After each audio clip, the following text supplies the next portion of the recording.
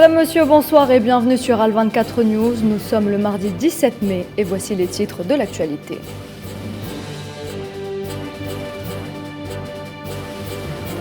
La capitale libyenne, théâtre d'affrontements ce matin entre les forces de Fathi Bashara et celles de Abdelhamid Dbeiba.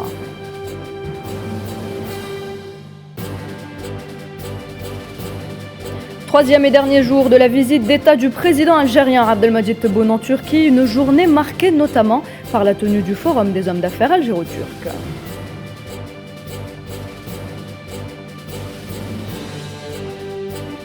Le Hezbollah perd la majorité parlementaire au Liban à l'issue des élections législatives.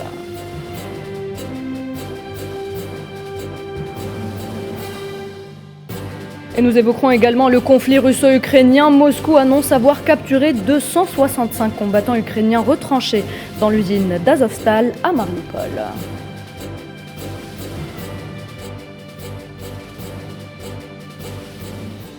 Et nous le disions à l'instant, la capitale libyenne était tôt ce matin le théâtre d'affrontements entre les troupes de Tripoli et celles de Tobruk. Fathi Bashara, désigné par le Parlement et chef du gouvernement parallèle de Dbeiba, a cherché à investir Tripoli avec ses alliés, mais face à la résistance, ces hommes se sont vite retirés. Quelques heures après, la situation s'est relativement apaisée, au grand soulagement des Libyens et de la communauté internationale. Leïla Gertal. Une matinée mouvementée, la Libye au bord de l'embrasement. Il s'en est fallu de peu aujourd'hui pour que la situation sécuritaire ne dégénère en violence. N'eût été un semblant de raison venue de quelque part, plus exactement l'intervention d'un groupe armé de Tripoli qui a joué la voie de la raison. Donc très tôt, ce matin, le Premier ministre ou le premier chef du gouvernement nommé par le Parlement de Tobruk a décidé de monter vers Tripoli pour tenir son conseil des ministres, fort des troupes de Haftar mis à sa disposition. Mais les troupes de Tripoli ont intercepté leur avancée. Des coups de feu ont éclaté, laissant craindre le pire. Heureusement, quelques heures après, les troupes armées de Haftar, appuyant Fathi Bashara, se sont retirées. Alors qu'il n'y a pas longtemps, les deux hommes se vouaient une inimitié manifeste. Une alliance contre nature que seul l'objectif de Dbeiba rassemble. Bashara, dans les troupes de son allié Haftar se sont retirées quelques heures après, explique ce retrait par le souci de préserver la population. Les États-Unis ont réagi immédiatement, se disant très inquiets, de même que Stephanie Williams, la chargée du dossier libyen, a appelé à la retenue. Rajoutons que la violence n'est pas la solution. La crise, dira-t-elle, doit être réglée conformément à un processus constitutionnel. Le risque de nouveaux affrontements n'est pas totalement écarté tant que cet imbroglio politique persiste en Libye. Et après une matinée mouvementée, Abdelhamid Dbeiba s'est rendu dans les rues de la capitale à la rencontre des habitants.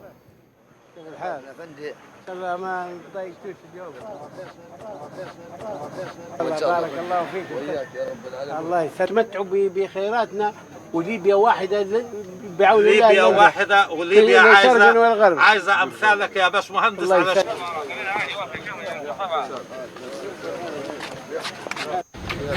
حبك واحد من جهاتنا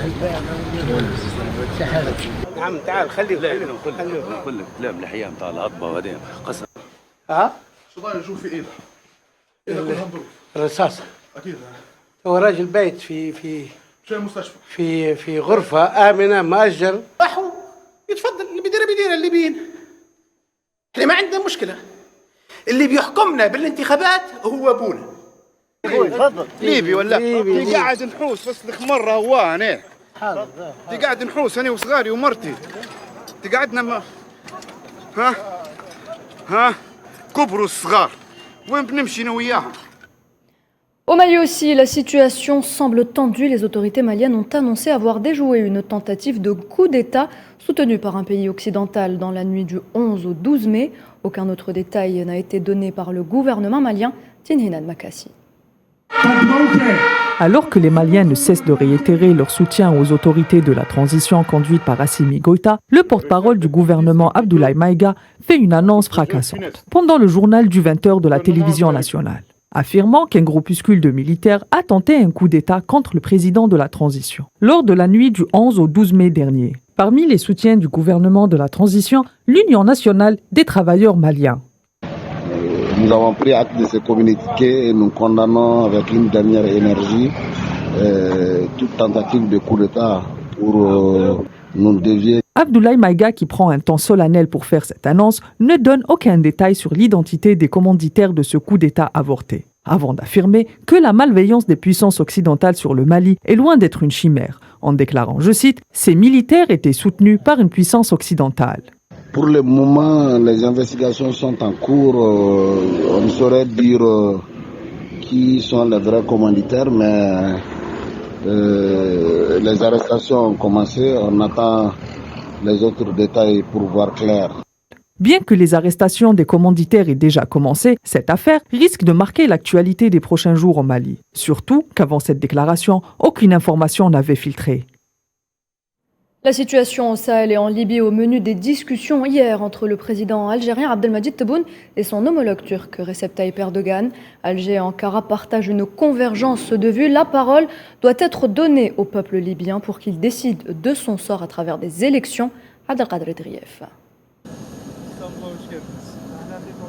Le président algérien a qualifié de riches et profonds les entretiens qu'il a eus auparavant avec son homologue turc. Abdelmadjid Tebboune a saisi cette occasion pour souligner la convergence de vues des deux pays, s'agissant notamment de la cause palestinienne, condamnant les dernières agressions visant le peuple palestinien et saisissant la communauté internationale et les différentes instances à jouer pleinement leur rôle. L'Algérie et la Turquie s'accordent également en ce qui concerne le dossier libyen. Pour le président algérien, l'avenir de la Libye et de son peuple dépend entièrement de l'organisation d'élections libres et transparente pour recouvrer sa souveraineté et sortir de l'impasse. De son côté, le président turc a salué le rôle joué par l'Algérie en Afrique et ses efforts déployés sur la scène continentale, indiquant que son pays soutenait toutes les causes justes. Recep Tayyip Erdogan a notamment indiqué que son pays œuvrait avec l'Algérie à tarir les sources de financement du terrorisme dans le continent.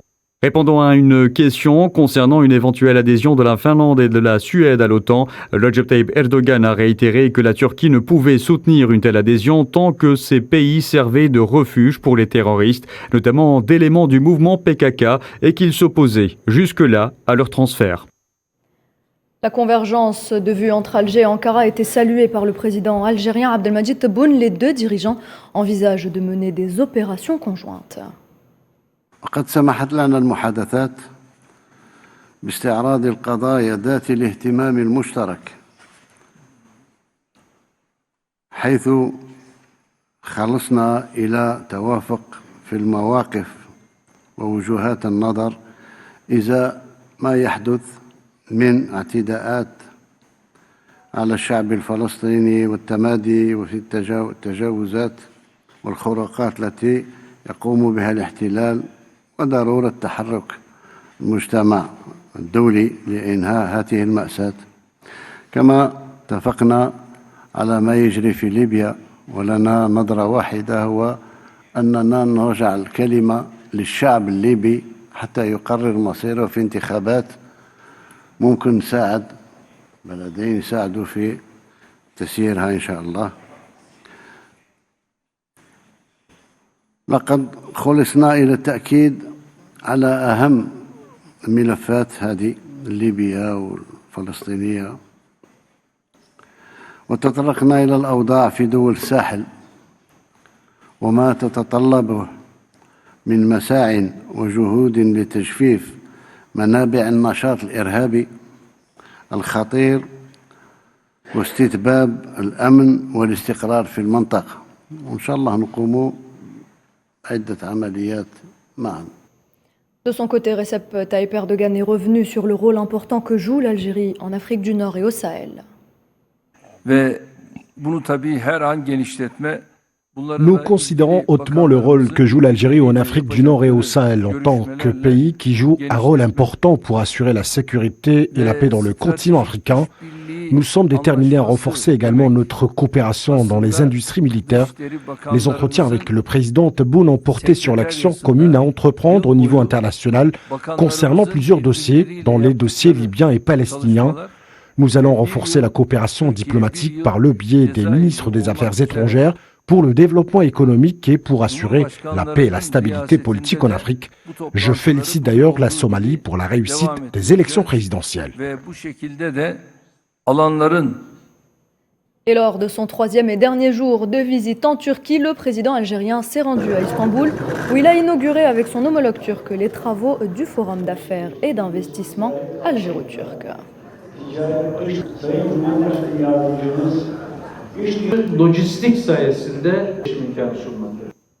Justement, l'élargissement du partenariat économique algéro-turc demeure une priorité pour les deux pays qui ambitionnent de renforcer leur coopération et d'enrichir les projets déjà existants. Le président algérien Abdelmadjid Tebboune l'a annoncé, il compte beaucoup sur la contribution des hommes d'affaires algériens, Mohamed Wali Ben Chaban. Alger et Ankara ambitionnent de donner un nouveau souffle aux relations bilatérales algéro-turques et élargir davantage le partenariat économique dans tous les secteurs, mais aussi à des domaines plus stratégiques. الاتفاقيات اللي مضيناها مع بعض ما هيش محدودة لا ماديا ولا زمنيا. احنا ماشيين إلى اتفاقيات استراتيجية إن شاء الله. نطمح كذلك في إطار تنمية الصناعة والتبادل الصناعي بين الدولتين أن نصل في أقرب وقت إلى الصناعة البحرية سواء كانت مدنية أو عسكرية وصناعات أخرى تهم البلدين والسيادة البلدين. En plus des domaines stratégiques, l'Algérie et la Turquie ont signé plusieurs accords de coopération et mémorandums dans différents domaines. الحجم والزخم تاع الاتفاقيات اللي مضيناها تدل على شيء بالأقل هو أن فيه كل القطاعات يكون فيه تنسيق يكون فيه تبادل وتكامل اقتصادي ثقافي. أتمنى إن شاء الله باش التقييم تاع السنة المقبلة لما تجتمع اللجنة العليا هذه سنة 2023 تكون نتائج أحسن إن شاء الله وشكرا. Pour Erdogan, la visite de son homologue algérien en Turquie traduit la nouvelle dynamique des coopérations entre les deux pays frères. La Turquie continue à soutenir l'investissement turc en Algérie qui compte plus de 1400 entreprises turques. Le Forum d'affaires contribue à l'augmentation des investissements et des échanges commerciaux entre les deux pays. Le Forum d'affaires algéro-turc tenu ce matin à Istanbul présente une occasion pour les deux pays de réaffirmer leur détermination à donner un élan fort aux relations algéro-turques et de poser les fondements d'une nouvelle ère. Cette visite d'État trouve toute sa signification dans tous secteurs confondus. Les investissements opérés en Algérie comme en Turquie démontrent la profondeur du partenariat entre Alger et Ankara. Et en marge de sa visite en Turquie, Abdelmadjid Tebboune a été fait docteur honoris causa par l'université d'Istanbul. La cérémonie de remise du diplôme s'est déroulée devant ses éminents docteurs en présence du vice-président turc Fuat Oktay.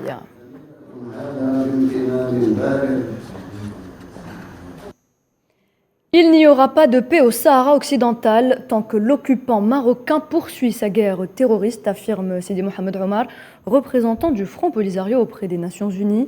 Dans une lettre adressée au secrétaire général des Nations Unies, Sidi Mohamed Omar a exprimé la ferme condamnation par les autorités sahraouites des actes d'intimidation et des crimes en cours commis par l'État marocain occupant contre la militante des droits de l'homme Sultana Khaya et sa famille dans la ville occupée de Boujdour. Le Conseil de sécurité doit assumer ses responsabilités et assurer la protection des civils sahraouis dans les territoires occupés du Sahara occidental, qui est toujours soumis à un siège militaire sévère et un blackout médiatique. Et c'est officiel au Liban, le Hezbollah et ses alliés perdent la majorité au Parlement. Selon les résultats définitifs des élections législatives, le parti qui avait la majorité depuis 2018 n'obtient que 59 sièges, loin des 65 sièges nécessaires. Naïlaït Hamouda. Une première dans un pays miné par le clientélisme. Certains partis politiques ont détrôné des partis historiques présents sur l'échiquier politique libanais depuis des décennies. Le parti chiite de Hassan Nasrallah et ses alliés n'ont pas obtenu les 65 sièges nécessaires pour rester la première force politique du pays. Les candidats issus de la contestation ont fait une grande percée. Ils ont obtenu 13 sièges sur 128. Pas moins de 12 nouveaux députés issus du soulèvement populaire de la société civile franchiront les portes du Parlement. Le plus grand bloc parlementaire, les forces libanaises, a quant à lui obtenu 20 sièges au Parlement. Certaines personnalités contestées sont toutefois parvenues à l'emporter dans leurs fiefs respectifs. C'est le cas de Jabran Bassil, président du courant patriotique libre et l'ex-ministre du secteur défaillant de l'électricité, élu pour la première fois. Deux députés du mouvement Amel, mis en cause dans l'enquête sur l'explosion au port de Beyrouth en août 2020, ont quant à eux été reconduits. La Chambre parlementaire est donc composée de 5 blocs distincts qui doivent s'entendre sur une plateforme commune pour former une majorité. Un revers de taille pour les partis traditionnels qui va peser désormais sur la politique libanaise, non seulement sur les votes des lois au Parlement, mais aussi sur la formation d'un futur gouvernement. On est loin de la victoire de Hezbollah en 2018. Celui-ci et ses alliés étaient entrés en force dans le Parlement libanais avec pas moins de 71 sièges. Cela leur a permis de faire pression pour décrocher les portefeuilles les plus importants dans les ministères les plus stratégiques. Mais ça a également causé des blocages dans les choix des présidents. Avec cette nouvelle configuration parlementaire, le Liban va-t-il assister vers une nouvelle ère politique ? Et de Beyrouth, la capitale libanaise, nous rejoint par téléphone Monsieur Hicham Jaber, général de division, politologue et historien. Monsieur Hicham Jaber, bonsoir. Bonsoir. Alors c'est la première fois que le Liban fait face à une nouvelle configuration de l'hémicycle. On assiste à une propulsion des forces vives sur la scène politique libanaise au détriment du Hezbollah. Allons-nous vers un nouveau Liban, Monsieur Jaber ? Non, il ne faut pas beaucoup espérer. Il y avait un changement hier au résultat, mais ce n'est pas un changement dramatique qui pourra nous laisser espérer et élever le niveau d'espérance. Ce qui s'est passé hier, c'est mieux que ce qui s'est passé en 2018. Ce qui s'est passé hier est légal, mais pas légitime, parce qu'il y a beaucoup de Libanais qui n'ont pas voté pour une raison ou une autre. Les indépendants, dont tout le monde en parle, représentent une quinzaine, pas plus. Si on va être joint à d'autres presque indépendants, ils peuvent représenter, s'ils sont réunis, un bloc dans le nouveau Parlement, et qui pourra peut-être donner un poids, mais pas un changement. Il y a 128 membres au Parlement. Le président du Parlement, Nabi Berri, sera le même parce qu'il n'y a pas un concurrent. Voilà. Monsieur Jaber, le Liban va-t-il... Monsieur Jaber, le Liban va-t-il s'extraire du jeu d'influence auquel il fait face depuis plusieurs années, une influence qui a gravement touché l'évolution du pays, qui se retrouve aujourd'hui dans une situation critique, il faut le dire. D'accord, mais c'est pas le Liban, n'est pas indépendant, n'est pas seul le Liban. Il y a de l'influence régionale et internationale au Liban qui a été traduite aux élections. Il ne faut pas nier qu'il y a un conflit entre l'Iran et ses alliés, il y a l'Amérique et ses alliés qui ont été clairs au Parlement. Comme le résultat, les gens disent l'Iran a beaucoup d'influence au Liban. Je peux être précis. L'Iran, par exemple, a conservé l'Iran sa place au Liban, son influence au Liban à travers Hezbollah, dont tous les candidats de Hezbollah ont réussi. Mais si les alliés de Hezbollah, d'autres confessions, druzes, maronites, sunnites, ils n'ont pas réussi. C'est ça la différence dont tout le monde en parle. D'autre part, il y a des alliés de l'Amérique, de l'Arabie Saoudite. Les indépendants dans le nouveau Parlement ne dépasse pas une vingtaine. Comme je vous ai dit, il y a 15 plus une dizaine, presque 25, mais ils ne sont pas réunis ensemble. S'ils peuvent être réunis, ils peuvent représenter un bloc influent dans le nouveau Parlement. Ils peuvent aussi avoir un représentant dans le nouveau cabinet. Merci, monsieur Hicham Jabal. Merci d'avoir accepté de répondre à nos questions. Je rappelle que vous êtes général de division, politologue et historien. Vous étiez en direct depuis Beyrouth. Le secrétaire général des Nations Unies compte sur le nouveau Parlement libanais pour adopter d'urgence toutes les lois nécessaires à la stabilisation de l'économie et l'amélioration de la gouvernance dans le pays. Selon Antonio Guterres, la formation d'un exécutif permettra de finaliser l'accord en discussion avec le Fonds monétaire international et accélérer la mise en œuvre des réformes nécessaires pour mettre le Liban sur la voie de la reprise. Et dans l'actualité également, Moscou annonce que 265 combattants ukrainiens retranchés dans l'aciérie d'Azovstal se sont rendus au cours des dernières 24 heures. Dernier bastion de résistance ukrainienne à Mariupol. Karim Bouaziz pour les détails. Azovstal, Mariupol, un verrou qui saute après une semaine de combats, mais aussi de négociations intenses. La ville portuaire en mer Noire, dans le sud de l'Ukraine, est désormais sous contrôle russe. Jusqu'à 100 civils libérés de l'usine industrielle tentaculaire est pris en charge par des forces russes en collaboration avec les secouristes des Nations Unies et la Croix-Rouge internationale. Il faut le dire, l'usine a été l'objet d'intox et de fantasmes tout au long de la semaine, tant de guerre et de propagande oblige, puisqu'il s'avère que des civils étaient bel et bien pris en otage comme bouclier humain par des combattants ukrainiens et que le récit, entendu surtout par les relais otaniens, faisait état de militaires russes assiégeant avec des bombardements aveugles. La réalité est bien entendu plus ambivalente. Ce sont en tout cas à peu près 100 civils libérés et autres 265 combattants d'Azov qui se sont rendus et constitués prisonniers aux forces russes. Plus de 50 d'entre eux sont grièvement blessés et d'après les commandants militaires russes, auraient été emmenés à l'hôpital de Novoazovsk, territoire séparatiste russe.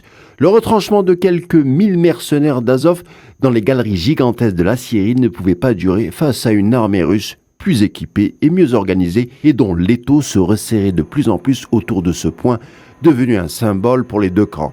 Un mano à mano d'un mois qui prend fin avec la prise russe, prise inéluctable sur fond d'une ville, Mariupol, détruite à plus de 90%. Sur un plan plus large, il s'agit d'une victoire des menées russes, victoire importante, puisque, comme l'a toujours soutenu le président russe Vladimir Poutine, le but n'étant pas d'occuper l'Ukraine, mais plutôt d'opérer la jonction entre la Crimée et le Donbass et sanctuariser ainsi l'espace juxtaposant toute la frontière sud-ouest de la Russie. Voici chose faite après la prise stratégique de la ville portuaire d'Azovstal.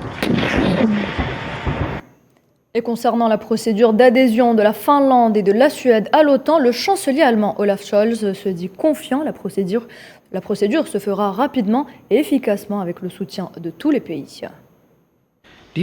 Nous allons le souligner régulièrement par des visites politiques de haut rang en Finlande et en Suède. Et nous allons intensifier notre coopération militaire, notamment dans la région de la mer Baltique et via des exercices communs. En France, Elisabeth Borne, ancienne ministre du Travail, est la nouvelle première ministre d'Emmanuel Macron en remplacement à Jean Castex. La passation de pouvoir s'est tenue ce matin à Matignon. Le Premier ministre sortant annonce vouloir continuer à servir la France.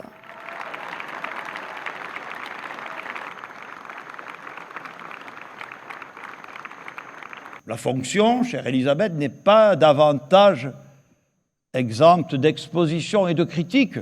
On dit même qu'elle a été créée pour ça. Hélas, chère Elisabeth, je crains qu'une de ces critiques te soit épargnée, celle relative à ton accent. Personne n'est parfait. N'oublie pas, quoi qu'il en soit, que, en réalité, il y a ce qu'on entend beaucoup, qui s'exprime fort et haut. Et puis, il y a ces millions et ces millions de nos concitoyens que l'on n'entend jamais, ou si peu, et qui sont là, qui observent, qui agissent, qui mènent leur vie, faite comme les autres, de heurts et de malheurs. Il faut veiller à ne jamais les oublier. Elisabeth Borne est la première femme Premier ministre à occuper ce poste depuis Édith Cresson dans le gouvernement Mitterrand en 1991. Souhila Kilal. 30 ans après Édith Cresson, seule femme à avoir occupé le poste de Premier ministre en France de 1991 à 92, Elisabeth Borne succède à Jean Castex et prend ses quartiers à Matignon. Née le 18 avril 1961 à Paris, Elisabeth Borne est ingénieure de formation. Cette haute fonctionnaire présente une carrière essentiellement consacrée au service public, en occupant notamment les postes de directrice de la stratégie de la SNCF, présidente de la RATP ou directrice de l'urbanisme à la mairie de Paris. La nouvelle première ministre s'est également fait connaître en travaillant dans les cabinets socialistes des années 90, dans l'entourage notamment de Lionel Jospin et Jacques Long. Elle a aussi été préfète de la région Poitou-Charentes avant de devenir directrice de cabinet de la ministre de l'Environnement, Ségolène Royal, en 2014. Depuis l'accession au pouvoir d'Emmanuel Macron en 2017, Elisabeth Borne a occupé 3 portefeuilles ministériels. Elle a d'abord été nommée ministre des Transports en mai 2017 sous Édouard Philippe. Ensuite, elle a occupé le ministère de la Transition écologique à partir de juillet 2019, avant d'être finalement affectée au ministère du Travail en juillet 2020. Décrite comme bosseuse et exigeante, la nouvelle locataire de Matignon pourrait être un atout pour Emmanuel Macron, qui s'oriente vers une série de réformes sociales impopulaires, dont celle des retraites. Cette nomination intervient comme une nouvelle étape franchie avant les législatives, attendues les 12 et 19 juin prochains. Elle sera donc en première ligne pour éviter le scénario catastrophe, à savoir la perte de la majorité à l'Assemblée nationale pour le camp Macron. L'art culinaire algérien n'est plus à présenter et si vous êtes curieux et gourmand, sachez que de nombreux ouvrages sur la gastronomie algérienne existent. Le dernier en date s'intitule « Mémoire culinaire d'Algérie ». Il vous propose d'explorer cet art par le prisme de l'histoire, de l'alimentation, de la littérature gastronomique universelle et par celui de l'authenticité d'un riche patrimoine local enrichi au fil du temps. Sofiane Baroudi nous en parle. Le Centre de la Culture et des Arts Palais des Raïs, Bastion 23, a accueilli une conférence débat animée par Yasmine Sellem autour de son ouvrage Mémoire culinaire de l'Algérie, paru aux éditions ANEP. Un échange riche a succédé à la présentation et les différents intervenants sont revenus sur plusieurs aspects liés à la culture, à l'histoire et aux différentes dimensions inhérentes à l'art culinaire algérien. Je donne un outil aux Algériens qui veulent connaître leur cuisine, leur gastronomie authentique. Moi, je n'aime pas ce mot authentique, mais telle qu'elle se faisait, d'où elle est venue, quelle est son histoire. Donc, ce livre, ça sera le moyen d'avancer dans la recherche et d'adopter notre gastronomie. Parce qu'un Algérien qui ne connaît pas sa gastronomie ne peut pas la défendre à l'étranger. Donc, je lui donne un moyen de pouvoir en parler. L'empreinte de différentes sphères civilisationnelles imprègne la cuisine algérienne de saveurs diverses.